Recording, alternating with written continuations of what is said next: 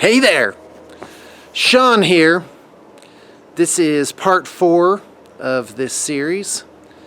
Did you say your thank yous? Did you try the barefoot walk meditation? Did you go on an acid trip? These are all exercises designed to give you even a moment's relief. And if you didn't do them, that's okay. Take it easy on yourself. You don't have to do things every day. It doesn't have to be an Ironman triathlon.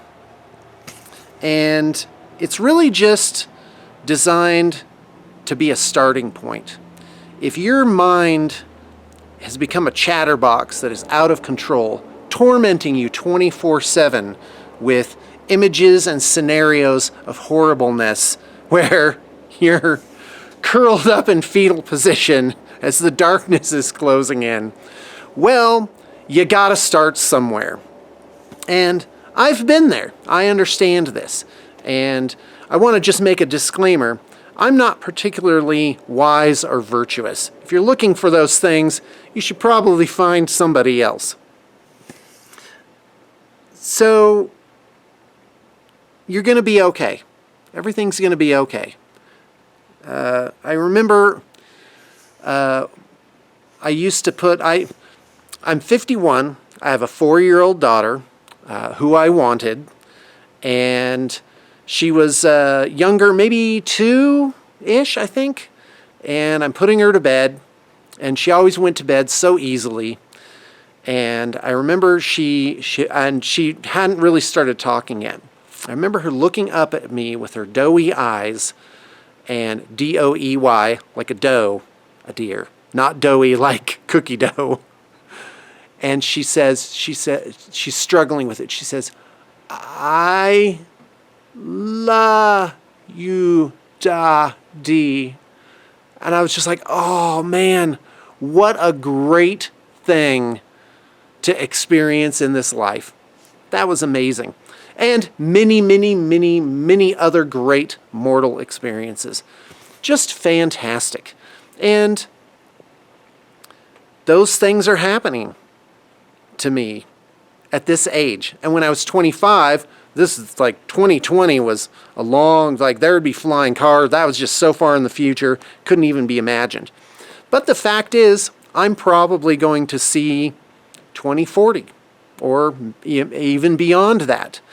And many, many more great experiences await. And it's that suffering. I think, are you suffering inside your own mind when you're alone, laying in a soft bed, having eaten some good food, but the suffering just never ends? Well, guess what? That's coming from inside. I have to take responsibility for what's going on inside my own mind. And it's a choice. It's a hard choice at the beginning because it's like I never used to exercise and I was out of shape. Like it actually hurt to lay in a bed that wasn't incredibly soft. And in 2014, I had someone come out. She showed me how to use basic weights and went over like a regimen with me. And I started, and I've had some permanent gains from that, changed my physiology permanently. But it's the mental game as well, to get used to the idea of lifting weights or working out or whatever you're gonna do. And you have to start somewhere. You gotta start with a 1-pound weight, or maybe even just move your arms above your head 24 times. And it's those little tiny steps. And it's the same thing with the mental game as well. To end that suffering, you got to start with 5 seconds. Can you get your brain to just shut off, to just be quiet, to just quit chattering for 5 seconds? And then can that be 10? Can it be 20? Could it be a minute?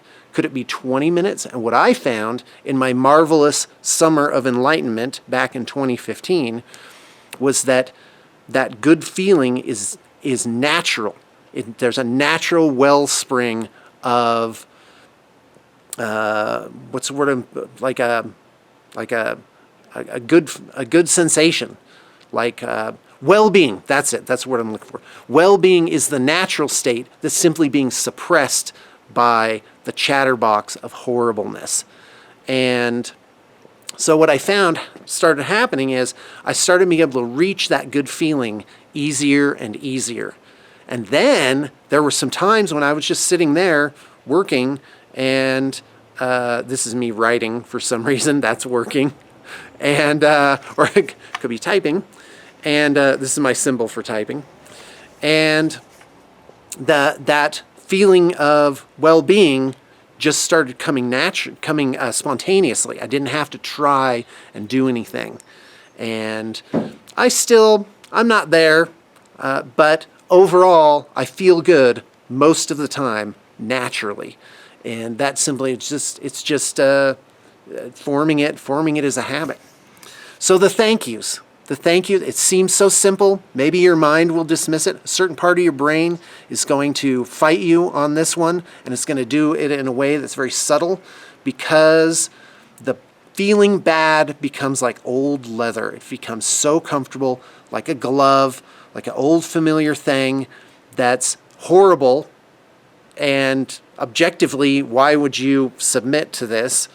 But it becomes familiar, like opening the cage and the bird doesn't want to fly out because it doesn't understand how good it can be. All right. And so I have no exercises for this one. Go back and do the 100 thank yous. Get your hands up physically. If you get your hands up above your shoulders, that's a slight improvement of mental state. And if you want some advanced techniques, be careful with this one, because your mind can trip you up by complicating it. Make it simple, make it easy. Don't make it so complicated that you're just not going to do it. Oh, now there's this thing. So the thank yous, you can try thank you with positive inflection. So the 100 thank yous, that's literally make your mouth physically say the words. Thank you, thank you, thank you, thank you. Thank you, thank you, thank you, thank you, thank you, thank you. That was 10. And it helps. I counted on something. I counted on my fingers, or I find like out here there's railings. I might just count it with my eyeballs. And that will give you that momentary relief. One level above, if you're feeling like it, is say it with inflection, and also modify the thank yous. Thank you so much. Thank you very much. Thank you. This is really great. Thank you. Thank you. Thank you. Thank you. Thank you.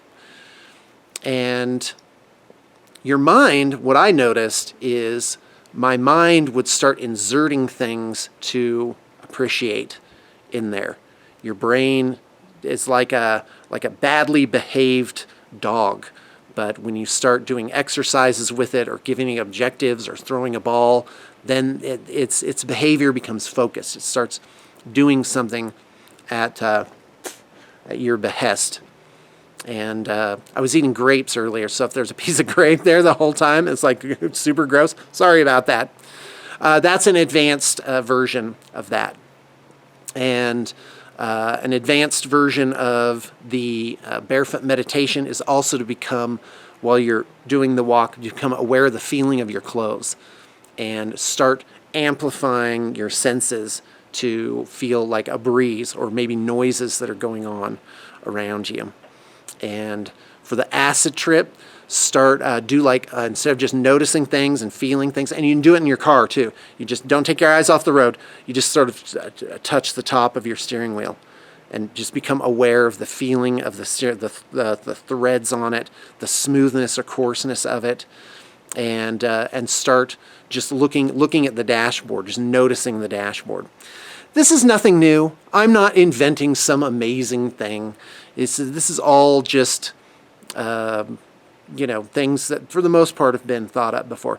But if you're like me, you can't sit cross-legged and go and just blank your mind and think about nothing. That's not going to work. So this is like meditations for the for adult onset ADHD. Or whatever. All right, well, that's the video I have for you today. Stay tuned for number 5. And remember, the default orders are do the thank you exercise. And I'm going to see you through to day 30.